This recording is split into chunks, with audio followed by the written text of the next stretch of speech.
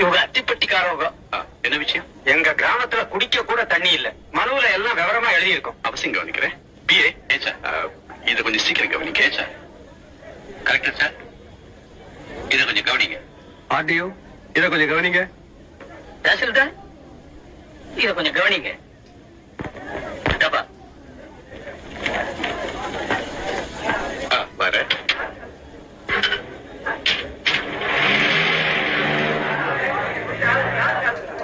மந்திரியே கவனிக்கிறேன்னுட்டாங்க. நம்ம ஊருக்கு கண்டிஷனா தண்ணி வந்துரும். உறவு என்ன? மகஜர் போய் சேர வேண்டிய இடத்துல சேர்ந்துருச்சு இல்ல?